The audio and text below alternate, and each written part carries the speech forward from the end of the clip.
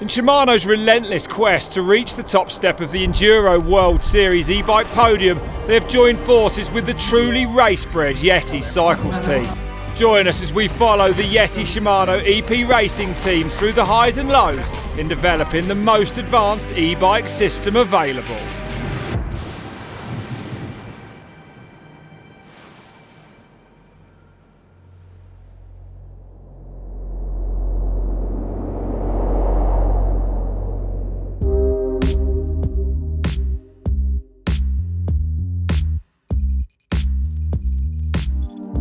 In the next 4 days, I was super. Yeah.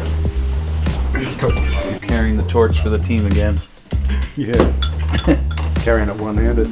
And one-handed. Yeah, I rode it downhill yesterday. Do you just have certain angles? Like once you get up too high? Although we improved the duration of Why are we switching this motor? This is actually the customized driving unit. We have several new features. So one is about shifting functions from the previous races from Mick's data. So we just optimize the shifting pattern and timing. And of course, we developed the output power. So I would say it's stronger than before. Perfect. Cool. Thank you. You're welcome.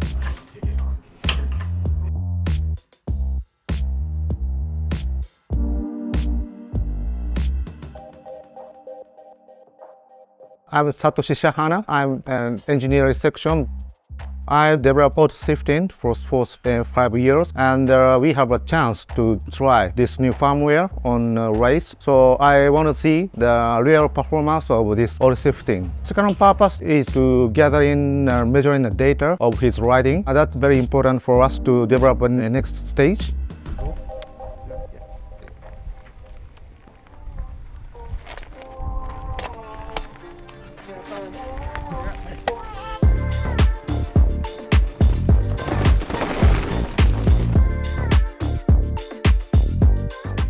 Downhill is There's not a lot of pedaling on here, so I had to try to get pedaled, but it seemed to be good. It's not that it's too hard or easy, it's too slow to react. Can we increase the base cadence 76 to around 80? We can change one at a time. I'll just start there. Yep. See what it does. Yep. The first solution I tried was to come in slow, keep the pressure on the cranks, which forces the auto shift to keep me in the easy gear, and then just keep crawling up the climb. And I think in this scenario, it's difficult for the system to predict. So sometimes it works very well, where you do a manual shift and it's like, okay, we're ready for the climb now, and it'll stay in that gear. And then there are other times where you're doing a manual shift and it's just constantly undoing it. But I think... Yeah, that might be true. But we can check the data, the point. Yep. Downhill. So we can analyze. Yeah. And if how reduce your speed. If it's possible, because you're starting to pedal again, if it's safe to do so and you can look down and see what gear you're in, then that would be helpful. Yeah.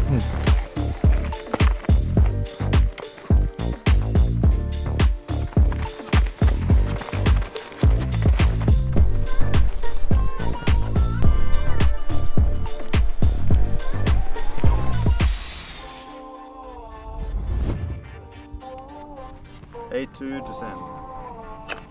See you soon. We need to understand what happened in a real trail. We focus on auto shifting for e-mountain bike.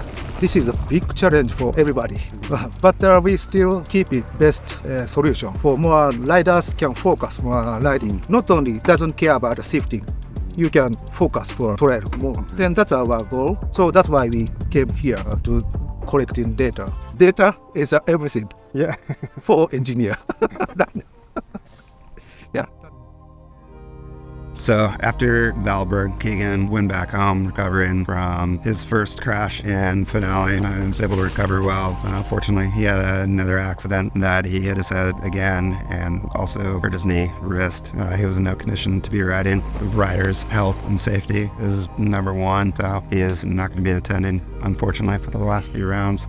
So with one rider down, Mick stepped it up and was able to pull in some more testing. Having a rider to help out with that was a big important piece.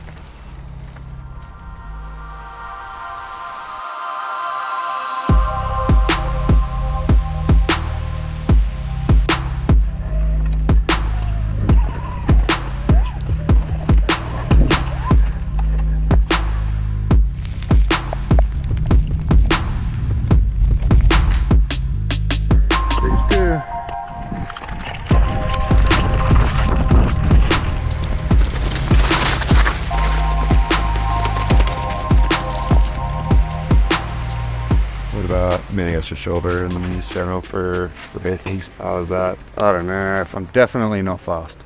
And I feel like it's improving at a reasonable rate at the moment. But if something surprising happens, and especially with it being slippery, It's not a result, you know, that you're going out there. I mean, I want you to be able to just get some time on the bike and ride it, and you got other things that we're working through. If you can do that, like safely and good, then I think that's a win for us. Like, I don't want you to go out there and push it like you're gonna make anything worse. yeah.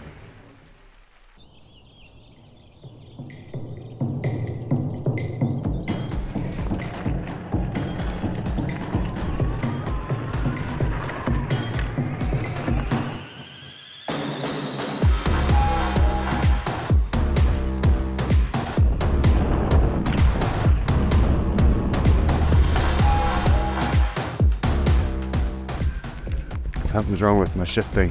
It's like not lining up with the gears. I don't know if something's bent. It's nothing obvious. Had a problem with it going up to stage 2, and then I crashed a couple of times in stage 2, so trying to get my head into it. Nothing.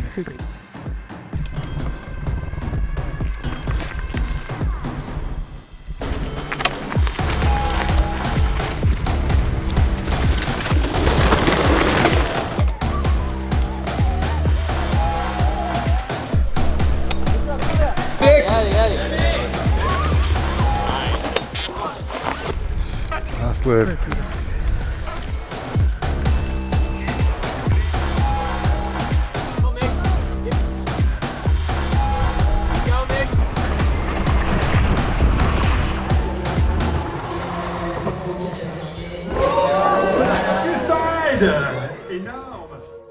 With the EWS-E, mentally it was more challenging than I had expected. We get to ride our bikes a lot with your heart rate elevated and kind of push yourself physically that hard, and then also be sharp mentally for all those stages. It was a really cool challenge and something that surprised me.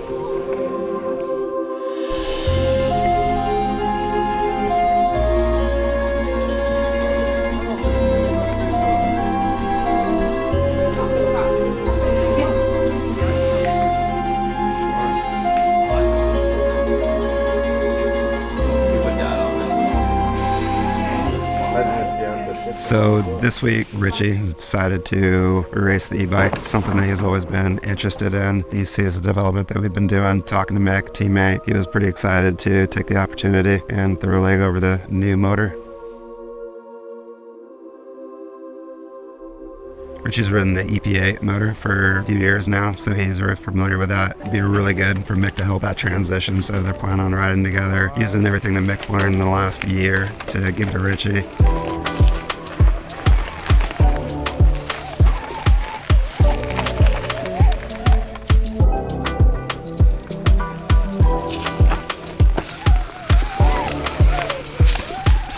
So you felt difficulty at during the climbing and then Downhill sections, if I'm always Okay. pedaling a little bit, understood. the carryover keeps going, and the shift never gets like.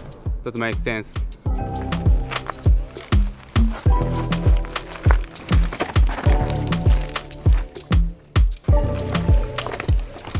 Yeah, my favorite part of e-bike racing is we get to ride our bikes a lot. You just go out in the morning, ride for hours, go home and eat and sleep, and that's the dream. Like when I was a kid, I just wanted to eat and sleep and ride my bike. I feel like I'm back into that zone again, and the people that I get to ride with, the people I get to work with, all of that stuff just makes it a really fun job.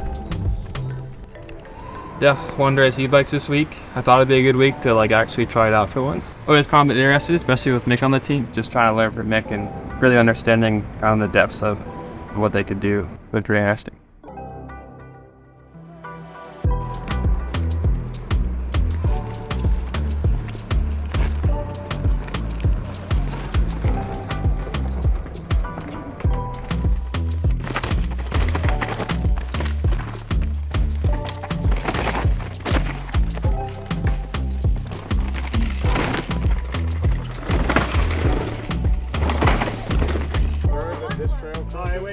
You got 4 bars?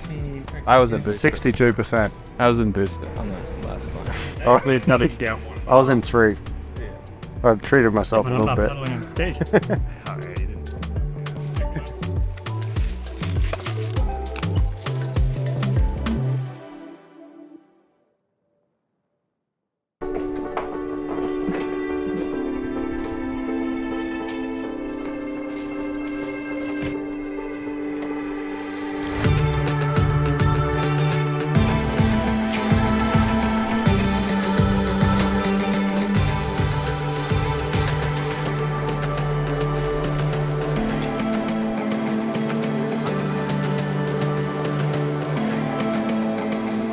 We'll try the best. We'll see. Allez, go Antoine.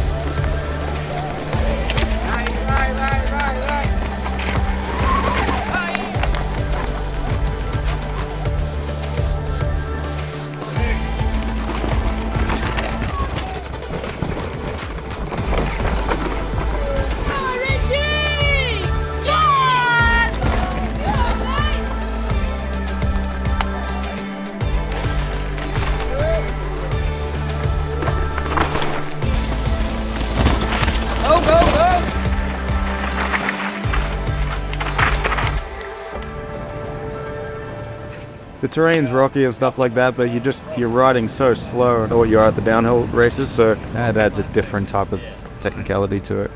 The B tension, or if it loosened up just a little bit, it was like a quarter of that out turn.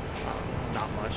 Have the time of day stay on the display? Time of day. Yeah. On this well, yeah. Yeah, clock. Yep. Okay. Yeah, buddy. E stands for accelerate.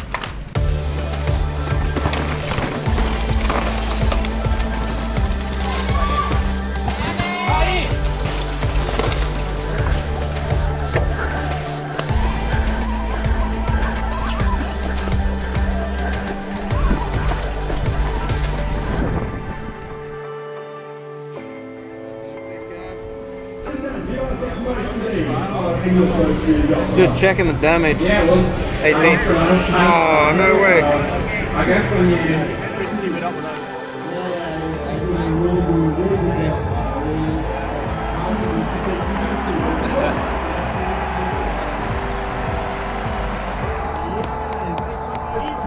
Yeah, it's an interesting feeling for me ending the season. It's a relief. It's also sad because all my colleagues who I'm not going to see for 6 months, you kind of spend so much time together and working so closely together that you miss each other. I miss the team, but we improved quite a lot this year. And to me, just seeing how much we learned and figured out this year, it's kind of evidence that we still have a long way to go. And I'm excited to see how far it goes.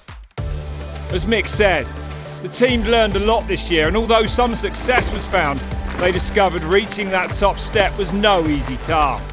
The team is as motivated as ever, and you can be assured they will have a very busy off-season preparing for next year's racing series, which has been further elevated as the Enduro World Series has joined the UCI and now becomes the EDRE. We hope you enjoyed following along on our journey, and we look forward to seeing you out there on the trails.